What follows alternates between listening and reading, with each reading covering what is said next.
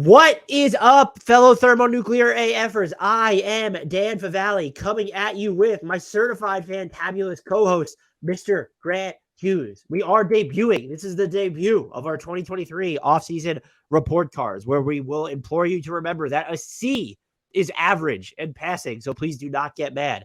As our usual reminder, though, remember to subscribe if you've not already. Hit that sub button on YouTube, like, comment on all the videos to help the algo love us back. If you're new around here, subscribe on Apple and Spotify. And if you're not new around here, please remember to leave ratings and reviews on Apple and Spotify. Those go a long way towards helping us in the charts. Follow us on all the socials at HardwoodKnocks on Twitter and TikTok, at Hardwood_Knocks on Instagram. Join our Discord. The link is in the podcast and YouTube description. Get in there, talk hoops. It's fun. And finally, if you want to support the show, buy our merch. The link to our merch store, the TeePublic store, is in our YouTube and podcast description as well. With all that out of the way, Grant, how the heck are you doing? Doing great. I'm happy to speak to you today about the Atlantic Division. And I never have a good or peek behind the curtain. We're gang recording all of these Eastern Conference divisions. And I never have more than one like quippy, and that's putting it charitably, response to the how are you doing question. So like, I'm fresh out, Dan. I'm fresh out. That's how I'm doing. I don't have any. Tell listeners that your body is sore from this epic Olympic style workout you went through. Nobody cares about that. I know, and that's why I value you as a friend. I'm trying to think what else we could say other than we want to talk about the Boston Celtics. Yes, and this will be the first one. We've already recorded some, but this will be the first one. We're going through the big notes of the offseason, and if one of us forgets something, the other will say something. And of course, if you think we overlooked something, you are free to get at us in, I'm going to say Discord. Go join the Discord. The link is in the podcast and YouTube description. And like, just write to Dan's house, because like a critical letter written in longhand really hits different than I'll actually no longer take blame for this, because you made a doc yourself. I made a doc for us, and you made your own doc, which you did not share with me until the day of, which was pretty selfish. So so if we miss something now, it's on both of us, not just me. That's fine. But I still want the letters to go to you. How about I'll start? We'll start with Boston. That's the alphabet again, messing with the alphabet as we do so well around here. Big moves, acquired Kristaps Porzingis, the 25th pick, and a Warriors 2024 first for, this is complex, but ultimately Marcus Smart, Gallo, Mike Muscala, number 35, in a trade that involved the Wizards and Grizzlies. They kind of packaged the Smart deal into that, essentially. Lost Grant Williams to the Mavericks, ultimately structured it as a sign and trade that got a couple of future firsts. And also the Spurs were roped into this somehow. Maybe you can speak to how that worked. I super summarized this, so I don't remember. Another big deal, Jaylen Brown got that max. So the numbers are all over the place. It came out as, initially like $300 million over 5 years. I think there's some dispute about that, because it all depends on like how much the cap is going to rise, because his deal depends on its percentage of the cap. It's a lot of money. That's all you need to know. It's in the $300 million. 0.3 is the number for now. Yeah. And it could get up if the cap rises the way that people expect it to rise, even though it hasn't been projected. That's what it could get up to. Yeah. For anyone who cares. Well, that's going to be true for several other deals. They're kind of tricky, but it's a lot. They signed O'Shea Brissett. I know you're a big fan. And Dallin O'Banton to minimums. Drafted Jordan Walsh at number 38. And that's it for the big moves, unless I've forgotten something you would like to hit on. And if not, what are your overall thoughts on how Boston conducted business this offseason? So the only other thing I would note, and this did factor into my grade because I thought it was smart, is they added Sam Cassell and Charles Lee from the Bucks to Joe Mazzulla's coaching staff. I think they did well there. Mm-hmm. This team is so polarizing. It's not even funny, because the more I think about it, the less I like the Kristaps Porzingis deal for them. And I know that they ended up getting 2 firsts for Marcus Smart and Porzingis. And I'm trying to understand how this team gets better in this situation, because the way to look at it is, okay, Porzingis might give you an extra layer of shot making from almost every level, pretty much. You're banking on him being healthy, which is something he did in Washington, but not something he did in Dallas or New York previously. And even if Porzingis is the best version of himself on offense, you lost Marcus Smart's playmaking. And so now it's Peyton Pritchard and Jason Tatum and Derek White and Malcolm Brogdon and Jaylen Brown. I guess that's enough, by committee to offset the deficit, even if you're getting the peak of Kristaps Porzingis, have you not made yourself less versatile on the defensive end? Just because Porzingis does not have nearly as much switch, like he's best suited as just a straight up rim protector. And there's some mobility there. I think he actually probably had, non-beginning of his New York days in general. Last year was like the most mobile I've seen him look on the defensive end. I just don't understand. And that's my question to you is, how does this team get better off of this trade? Or is a way to look at it as they didn't trust Marcus Smart to age well, and so they decided to try and capitalize off his value here. And they did. The only thing that I can't get around is I think they believe in Porzingis because they turned around and gave him a 2-year, what was it, $60-70 million extension. 60, yeah. And so it seems like it's more than just about capitalizing on a player in Marcus Smart who you didn't think was going to age so well. Yeah, and I mean, to that point, Marcus Smart he aged last year. Like, he was markedly worse last season than the year before. Obviously, he won Defensive Player of the Year 2 years ago. He was not at that level last season. I think this is a really hard team for me to evaluate because if we just really zoom all the way out, this team's problems were fairly pronounced, right? The offense bogged down. They didn't have enough good passers. They struggled in, tight playoff games. And ultimately, I think it's fair to say that it may have cost them a championship, or at least it has cost them significant chances to advance in the playoffs and maybe even win the whole thing. I don't know how they improved that, right? Because now, like, they don't have any good passers on this team, really. And so the Porzingis acquisition, Porzingis was really good last year, like, just full stop, was a really good player. If he can be that, then that's exciting. He's not someone that, like, oh, he really unsticks the offense, I don't think, unless they figure out different ways to use him that make it so, really good passers don't matter as much. I don't know. I'm trying to think in, positive terms for him. The other thing I'm concerned about is that it seems like Al Horford is still really important, and he's just way up there in age now and is already, limited in terms of how much he can play, because I don't love the Porzingis Robert Williams tandem together. I think that's complicated because one of the two of them is going to have to guard in the pick and roll probably. So, like, that's where Horford is so helpful to let Williams be the rover, and that unlocks, like, the very best version of Boston's defense. I think you got to change that with Porzingis, playing more. So I ultimately I'm positive on this overall, while conceding all the stuff about, like, they didn't really solve some of their problems. I just think Porzingis is really good. I think they probably got off smart at the right time. I'm okay with losing Grant Williams, although, like, bringing him back for that number, I would have been okay with, but you can't. I mean, this team is going to be so expensive just with the Brown and Tatum. Tatum's got an extension expensive, but they almost could have used him because of how it seems like they want to play. Maybe up front. So yeah, I think O'Shea Brissett is one of the better minimum signings in the league. Yeah, I think sure. we like him a lot. So I ended up with a B here, while acknowledging that, like, there's a really decent chance that nothing Boston did fixes what we all knew was wrong. It could work. It could still work. This team is ridiculously talented. They're competing for a championship. They added a guy who played at an all-star level last year. It's hard to be too critical of it, but if you really start picking around, it's hard to see how they sort of tick the big boxes that needed to be ticked if they want to sort of, like, get over the hump. I went with a C- because we're pretty I far recognize you got good value for Smart in a vacuum, but I think that you're worse now, or at least your floor is lower. And I think a lot of people have phrased it, they have a higher ceiling but a lower floor. I just don't see the higher ceiling. I don't.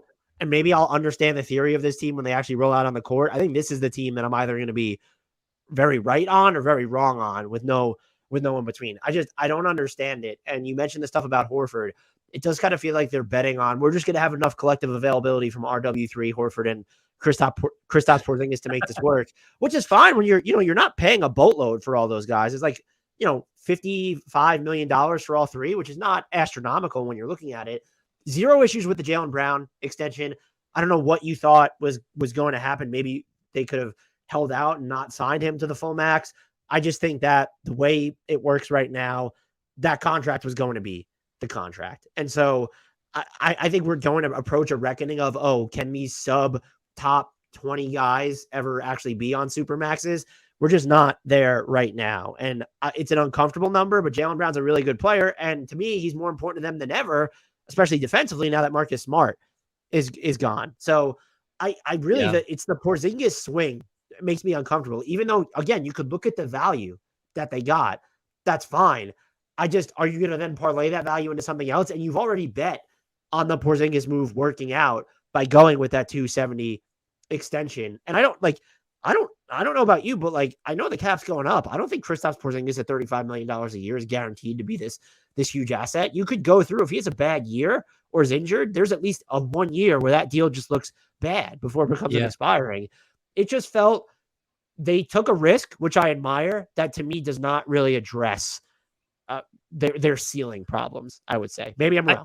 I think we agree. And I think you put it right. It's like the floor is lower for sure. I think because if all the issues that plague them are worse, then like, man, you may not even be in a position where you need to execute on offense to win in game 6 of the conference finals, because you won't be there. But I guess I'm just more optimistic about the ceiling. And if you're competing for a title, I guess I care more about ceiling. But yeah, it's weird. I have him as a B and I'll stay there, but I completely understand the justification for a C-. Like I get it, man. I mean, if we're not doing this, but like the Celtics are going to be one of the most interesting teams to watch in the league this season because of the potential variance on it, like how this whole thing could look. Let's move on to the Brooklyn Nets.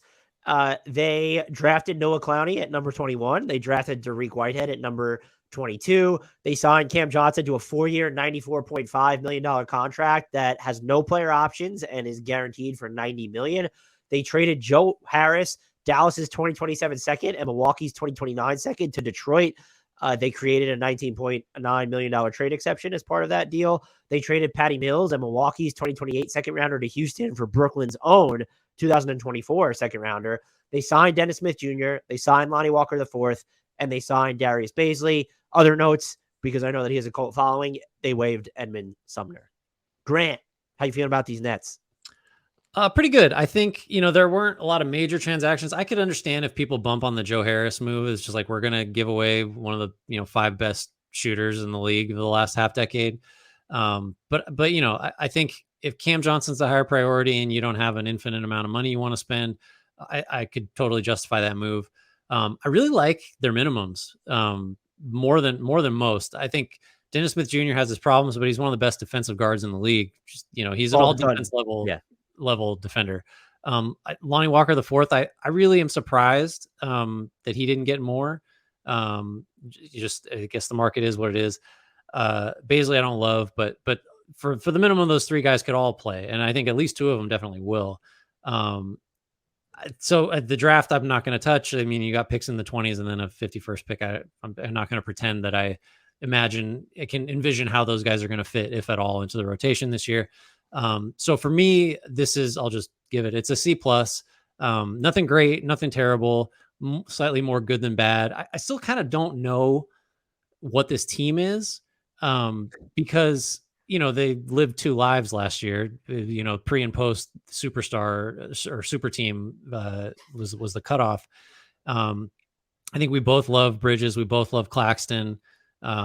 I think we both love, other than Ben Simmons, the books being pretty solid. So yeah, nothing wowed me. Nothing like seems like a big problem. So it's a little better than average. That's about as hot of a take as I could muster for them. I went with a C just because I don't know what else they were supposed to do, and I respect them just kind of keeping their options open, where if you thought they needed to blow it up or consolidate, you need more information on what this team is. I think the Cam Johnson deal was, as you mentioned, that's just perfectly fine. Mm-hmm. I was surprised, which is the reason I couldn't go to like a C+ or maybe even a B-, that they needed to give up stuff to get off Joe Harris. I guess maybe he's been that rickety over the past season plus when looking at his health. So there is that to consider. I'm not going to, normally I would troll them for ducking the tax, but this is just not a team that you're going to pay the tax for. They don't have aspirations that the Atlanta Hawks do, for example, where they're trying to fancy themselves as contender, but they're going to duck the tax anyway. So I just think it was an average offseason for them, which is what they needed to have. You want to do anything that I think tethered you to any direction, one way or the other, because you still need more information on what this team is going to be on the floor. I like most of their minimum signings. I'm probably lower on both Dennis Smith Jr. than Lonnie Walker the fourth than consensus, but still at the minimum, that ends up being a pretty big deal. I actually really like Noah Clowney, the theory of a rim protector who can also space the floor. I do question, like, could they have done something to get like a little bit more girthy size on this team? Just because, yeah, you have Day'Ron Sharpe, but how much are you planning on playing him? And now you have Noah Clowney and you have Nick Claxton. And does Ben Simmons factor into the big man rotation at all? Just, you feel a little slight is the way I would. And you figured out a way to, I think, capably or at least reasonably defend Joel Embiid in the playoffs regardless. I probably would have liked to have seen them gotten just a burlier body in here to soak up those types of reps. Yeah, not a lot of teams where that would be a criticism, but it definitely applies here because you don't want to have to be like drawing up ridiculous schemes every time you face like a legitimately center-sized center because you just don't have the bulk for. So they're in a weird spot with that. We have the Knicks next. Are you ready? This is gonna be a quick one. Talk about a quick team. The Nets did not. And look, the Knicks might have done even less if we're being honest. They did. So you got Josh Hart. Just as we're recording this today, got 4 years and $81 million as an extension. Takes his total deal to about $94 million through 27-28. Donte DiVincenzo comes aboard for 4 years and just under $50 million. 46.9 of that's guaranteed. It can get up another $3 million or so. Obi Toppin gone for a couple seconds. And Derrick Rose gone to Memphis. I don't know how much that matters, but we are real short on transactions for the Knicks. Did I miss anything there? They signed Nathan Knight, Jalen Martin, and Dylan Windler with two-way contracts. They signed Jacob Toppin. They waived Trevor Keels, and they waived and then re-signed Dwayne Washington Jr. Well, so I didn't miss anything, is what you're saying. This offseason is, I saw there are some people who are frustrated the Knicks weren't more active, and they were never just going to trade Julius Randle. For anyone who's kind of been in that camp, like it wasn't going to happen. And if you want them to acquire a star that makes sense needs to become available. Yeah. Donovan Mitchell isn't back on the trade market for Cleveland, and you could argue whether that even still makes sense to go. He makes sense to go after. They're not. They shouldn't be a James Harden team. I wouldn't be opposed to them being a Damian Lillard team, but you didn't make his list of teams that you wanted to go to. What they needed was shooting. We talked about this. They needed shooting that was good enough to crack their closing lineup. They were never going to get that for the non-taxpayer mid-level exception. I think DiVincenzo is a reasonable salary placeholder. I don't think he's a caps lock shooter. His percentage last season says otherwise, but he struggled in his early days in Milwaukee, and then he looked, although he was coming off injury, he didn't look great with the Kings necessarily. So there's a little bit of a gamble there, actually. I don't know if they got great value for him. It's reasonable value. The Josh Hart extension, so he's now under contract in total for $5 and 94, right? Does that feel right? I mean, it kind of depends on. Josh Hart has had a really up and down career. I think it's on the high side of right, probably. Like it's within the range of what would be, again, this is not a crippler, right? They're not paying him $40 million a year. It's in the 20 neighborhood. I think it starts at like 18, and by the time it's over, it's up to like 22 or 21 and change or something like that. I mean, I think it's totally fine. You're talking like you think maybe it's a little too much for Josh Hart? Just on this team, because the 3-point volume just isn't there, and it's never really been there. And is he someone you view as part of your closing lineup? Because if you're going to pay 15% of the salary cap to someone, let's just say that's what it ends up being, you probably want him to have a shot at doing that. And if you have Julius Randle and Mitchell Robinson and Jalen Brunson, I don't love the Josh Hart fit there because then you're playing him at the 2-3 rather than I love him at the 4 or 3-4. So a lot of this comes back to, well, is Julius Randle long for this team or should he be? I don't think it's a bad move. And you got him to opt in, which gave you the flexibility this year to go out and get Donte DiVincenzo. I think he improves your team, but it's just sort of like, okay, now you have Emmanuel Quickley and Jalen Brunson and Donte DiVincenzo and RJ Barrett and Josh Hart and Quentin Grimes. What are we sort of doing with this perimeter rotation? It's not a terrible problem to have, though. And none of these moves are damaging in the sense that unless these players just suffer catastrophic injuries, you can't move them. I just still don't think they made their offensive process that much easier. I also don't think they opened up runway for guys like Emmanuel Quickley or RJ Barrett to continue exploring themselves. If anything, they've kind of shrunk the runway that those two already had. Yeah, it's a little bit like Boston where you can be critical because they had a fairly clear set of problems and they didn't really transact in a way that addressed them, just specifically with the shooting in the closing lineup. I kind of think that if your criticism of the Knicks offseason is that, well, they didn't swing big, they didn't do the Randall thing, or they didn't consolidate, they didn't, throw Quickly and Grimes or whatever else into a deal for a shooter, or they didn't use those guys to sweeten a Julius Randle deal. I think one, it's pretty clear those deals just weren't there for any kind of reasonable value. And two, like to your point, they didn't do anything that like hamstrings their ability to eventually make the big swing. So I think I get the frustration because this team was good last year and needed to get, it was pretty clearly a notch or two below like the real serious contending threats. And there's frustration if they don't level up. It's just like the opportunity wasn't really there. I think it is fair to be critical that the players that they, in Hart's case, kept and in DiVincenzo's case acquired, they're kind of just like more of the same. I mean, that's an oversimplification, but it's not.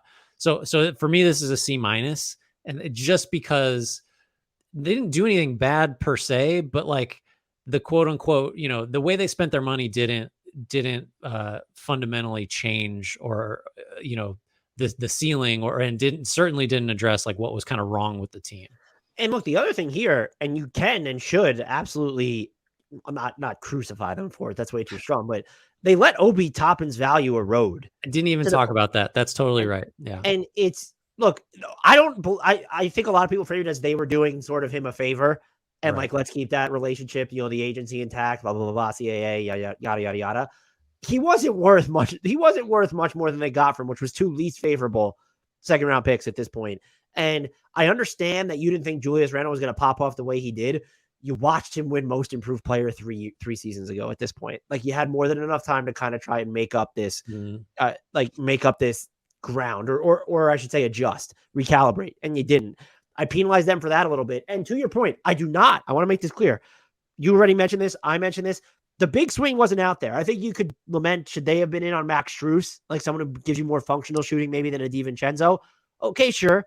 But like, that's not, we missed out on Max Strus, like the Knicks get a D.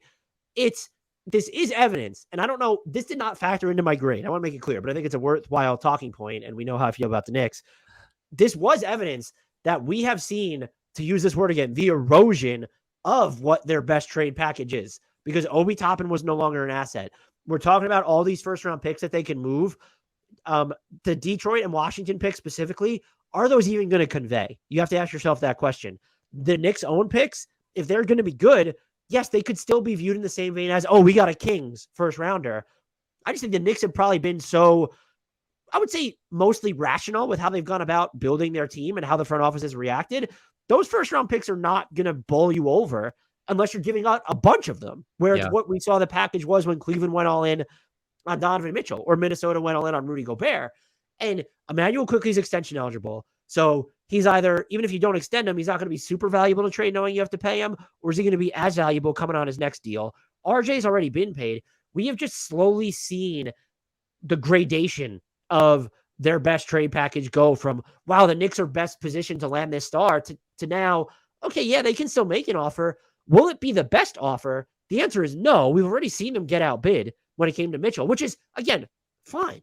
We both said we would not have made that trade if they were them. But now you're getting to a point where other teams are coming up in their timelines where it's, could OKC or New Orleans eventually get involved here? Utah's just floating around with all these assets. So I'm not down on the Knicks. I want to make that clear. But this offseason did not advance their long-term agenda in any way, shape, or form. If anything, I think it took away from it a little bit. So I ended up with a C.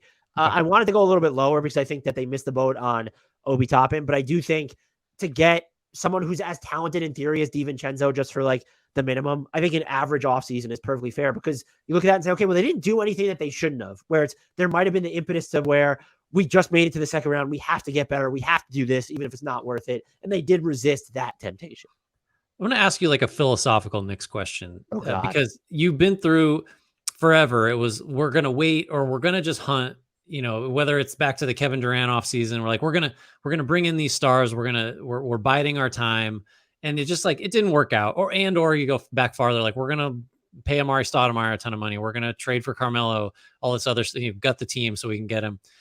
So there were all these like, really like, their aims were high, like they in terms of like the types of players they were trying to get. And it was always just kind of there were lulls in between when the Knicks would try to take a big swing on someone. Do you think that since this new management structure has taken shape and the team has actually been run kind of like in a rational way, do you think that's still the idea of like, well, we're holding on to these assets.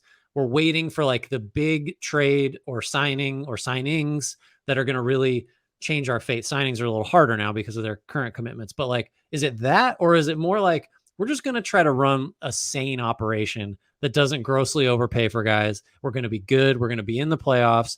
And if it so happens that we, have an opportunity to get a star, great. But we're just going to try to be good and rational for a while and see how that feels. Or is it still like, they're just waiting?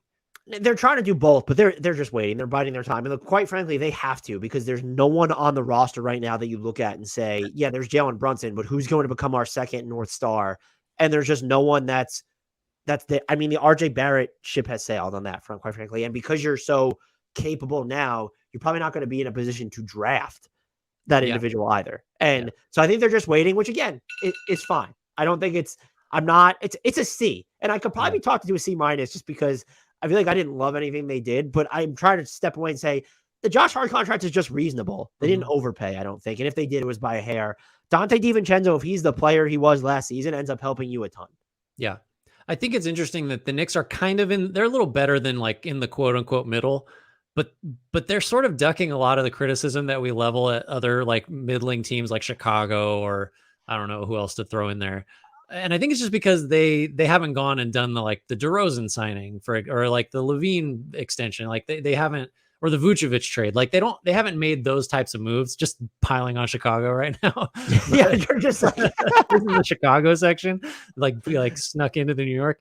But it is, I wonder then, like, how much longer do we do this, what the Knicks are doing, before we start getting like, pick a direction, guys, before we start throwing that at them? I think they're also rightfully so riding the high of, well, they were right about Jalen Brunson when everyone else, including us, were wrong. Not even the money, just the process by which they acquired him. And I just wondered, was he going to be as good on the Knicks outside of Dallas's spacing? And then the Mitchell Robinson deal looks like, yeah, he was marginalized at points in the playoffs, but that was something we missed on as well. Julius Randle on a bounce back campaign. They've proven that they know what they're doing. I just don't. I don't know what the ceiling, this team's ceiling is currently constructed feels the same as it was last season. I don't know where that internal growth comes from. It's probably Quentin Grimes, quickly, RJ Barrett, all taking that next step. I just think the moves they've made have made it much harder for those guys to do that. Yeah, the product's going to be good, and the Knicks are going to do a lot of the right things and run a lot of things the right way. But it's always a little bit uneasy. It's an uneasy feeling when you're trying to envision what the next great Knicks team looks like. And like a couple of these guys are on that team, but most of them aren't. And so then it's like, what are we doing here? But it's like hard to quibble with. They're going to be in the playoffs again. They'll probably win a round or two. Like that's good. We should be happy with break, right? They can make the conference. There are 3 teams above them for sure. And that's Cleveland. It's Milwaukee. I don't even know if I feel confident putting Boston there. Oh, wow. So you're in a good spot. I just don't know what you did to improve your flexibility now or later. And maybe a C is average for anyone who gets mad there. I should take us on to the Philadelphia 76ers. The Knicks cannibalized some of the Nets time, but that's fine. The Sixers fired Doc Rivers. They hired Nick Nurse. They signed Mo Bamba. They signed Patrick Beverley. They re-signed Montrezl Harrell, who has since torn an ACL. They matched an offer sheet on Paul Reed for 3 years, $25.5 million. That is only guaranteed in year 1, but the second 2 years will guarantee if Philly wins an opening round of the 2024 playoffs. And they signed Philip Petrusov. I just wanted to throw that in there because I knew that you cared about that. Other notes, though, they're not moves. The Jalen McDaniels left for the Raptors on a 2-year, $9.3 million contract. George Niang left for the Cavs on a 3-year, $25.5 million contract. That declines in salary. And the Timberwolves signed Shake Milton to a 2-year, $10 million deal that's non-guaranteed for year 2. And as we know, probably the biggest note on this team, James Harden opted in and then requested a trade. He is right now, as we record this, still a member of the Philadelphia 76ers. Grant, there's a level of incompleteness here, I will say, but it's not on the same level as Miami or even Portland. There's like a level of, you guys done fucked up.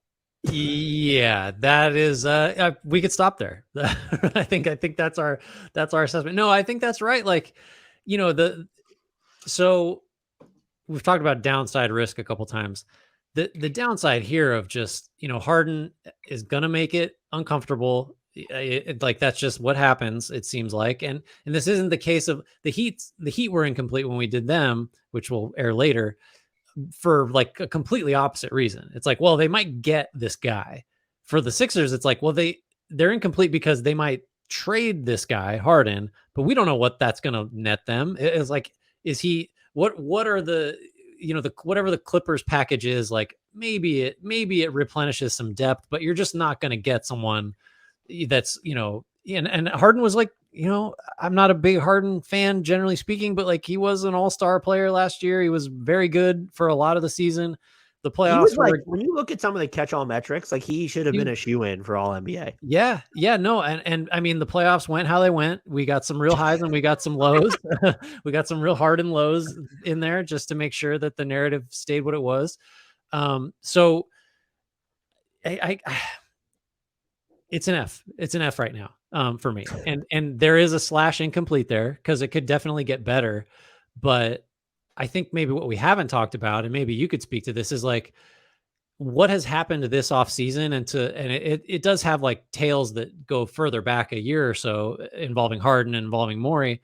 You've now made it super foreseeable that Joel Embiid says, I'm good, guys. Time to go. I'm going to be the next one. Now I don't know how you factor that into an offseason grade. It's not going to lower it because I already gave him an F, but like the way they've operated brings that into like the realm of possibility in a pretty significant way, where had things gone differently, that would not be the case. So I don't know. I'm curious if you were as down on it as me. The team is going to be worse just overall talent wise. Like losing Shake Milton is not nothing. Losing Niang is not nothing. Even losing Jalen McDaniels is not nothing. And then you basically have Embiid, you have Tobias Harris, you have Tyrese Maxey, and whatever you get for Harden, like that's your new core. You're worse. And this is a team that's trying to win a title. So you're worse, and you're potentially like catastrophically worse. So I could not get behind this offseason. I went with an F as well. I think you look at the players they could have kept. They're all rotation players, and you say, well, none of them are just like can't miss. And they're clearly trying to preserve flexibility for next summer, which is why they're not going to extend Tyrese Maxey. Maybe some people factor that as part of their grade. Again, you can't go lower unless you're going to go an F-. I try to give out only a maximum of one F- per conference. And spoiler alert, it's not going to be to this team. I know who it is. Sometimes there's no F- given out. I don't think either of us gave out an F- last year, if I'm not mistaken. I doubt it. So here's my thing.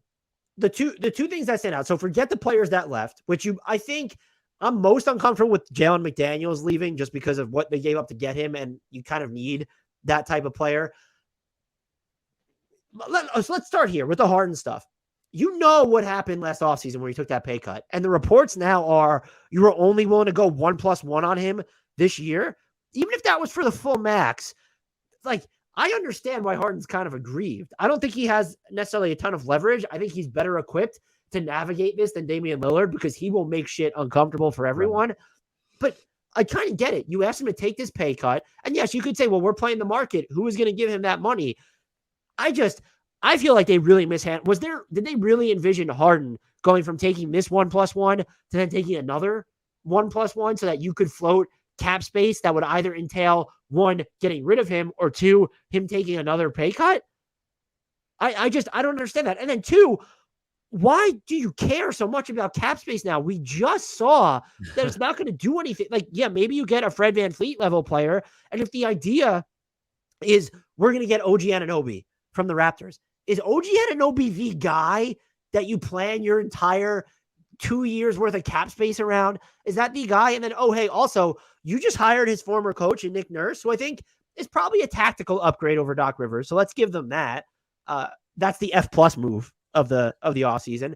But everything we hear coming out of Toronto, both publicly and behind the scenes, is that most of the players despised Nick Nurse. And so was your grand idea to get OG Anunoby to come play for Nick Nurse again?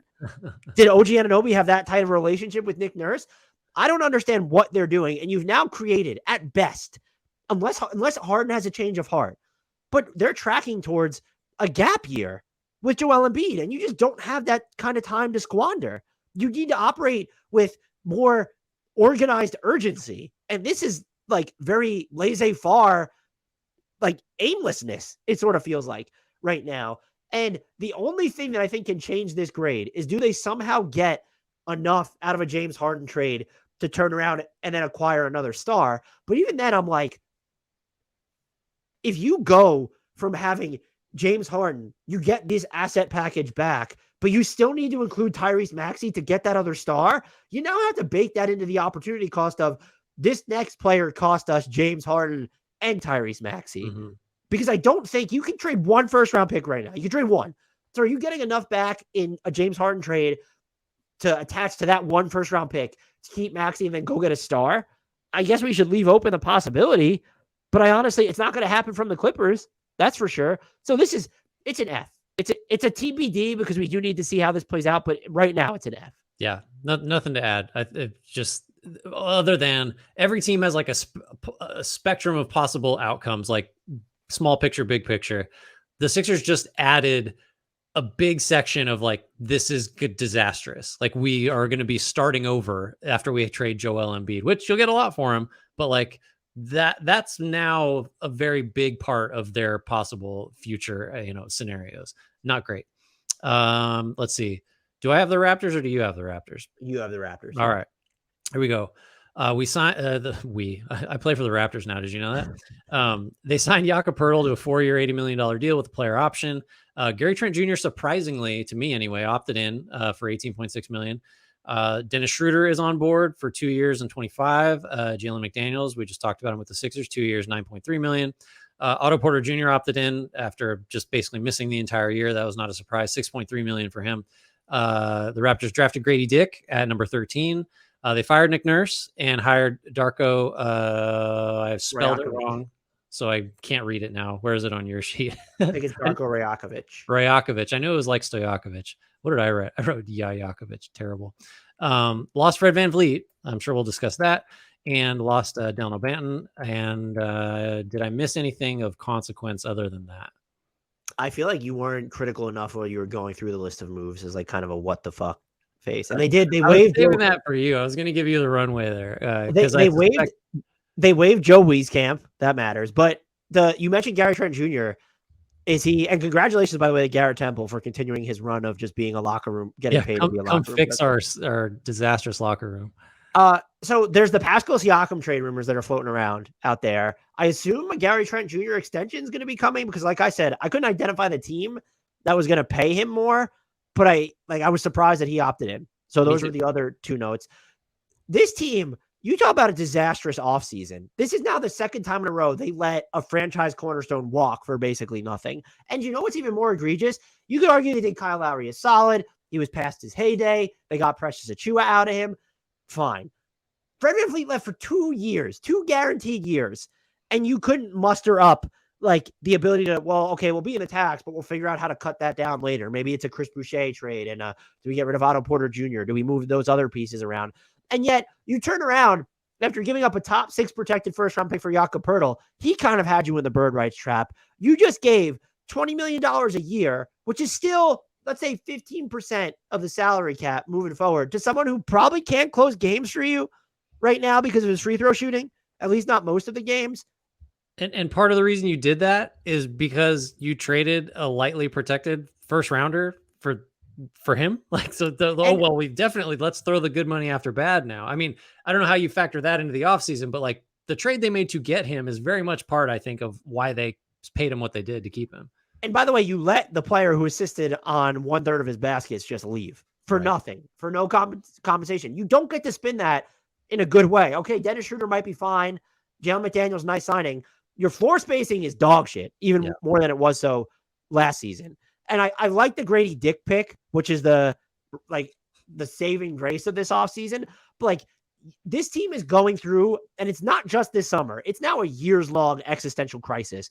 And we are far enough removed from the bubble escapade, from the season they spent in Tampa, to where they need to have a better hold on who they are and where they're going. They do not. This was, I try to give Masai Ujiri the benefit of the doubt, but this was this was an offseason that was just straight up fuck shit. And I don't say that lightly. They get an F-. This was the worst offseason in the league. And I don't know. You know what? Even if they turn around and trade Siakam and get a bunch of value for him, or even if they turn around and then double down and acquire someone who really helps them and is what they need, that's not going to salvage their grade for me, because you let this player who is mission critical to what you're doing leave for nothing at a time when that just doesn't happen anymore. I just don't know. Yes, you have Scotty Barnes still. You've not made the spacing environment around him any easier to make him work on the ball. And I still believe in Scotty Barnes. I think this team has a lot of talent, but what is their aim? What is their angle? What are they doing? I have no idea. And you know what really bugs me is I don't think this is a situation where, and just based off people I've asked this question to, we're 30,000 feet removed from the situation where it's, oh, well, we don't see what they're doing, but there's like something going on. No, this team has no fucking clue what it's doing behind the scenes either. They are spinning their wheels. They don't know what's happening. This is probably one of the most inflammatory things I've said in the podcast in the last year. And I'm not trying to be like full talking head about it. I was so high on the Raptors leading into last season. I was wrong. They were clearly wrong, but like they were wrong in a way where they didn't even recalibrate with it. They doubled down and then they still let Fred VanVleet walk. How do you give them a higher grade than the lowest grade possible? Can we give an F minus? Well, I stopped at F, so I'm way higher on it than you are. But yeah, it's an F for me. I think the only, it's like beating a dead horse, but like you could go down all their major transactions of the last year and say like, well, they should have done the opposite. Did not trade Fred VanVleet. Should have traded him. So now I much more than you do, am always of the mind, well, you got to trade this guy now because the possibility of him leaving for nothing would just be catastrophic. And you're right. That doesn't happen that often because you can structure it as a sign and trade. There's ways to prevent that. But now you better believe I'm going to bring up the Fred VanVleet example a lot when I start talking about guys on expiring deals that you should trade, or, certainly trade them before they get to the expiring year of their deal. I think you should have traded Gary Trent. You should have had some idea of what, like, you can't just be in a position. And this gets to the larger point of like something feels kind of rotten in Toronto, just like holistically. You can't be in a position where I got to believe they were surprised that he opted in.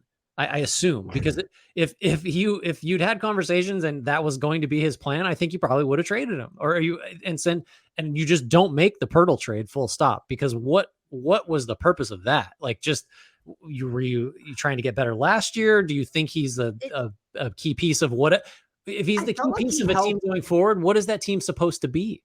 I think he helped as like an actual screener and roller guy. He helped Fred VanVleet, but you turn around and let Fred VanVleet walk away. So it's just so it's an F for me. If I were giving F minuses, this would be the worst offseason. This to me is the worst offseason. And it's because you get a little bit of everything. Like, you get the mismanaged assets leading into it.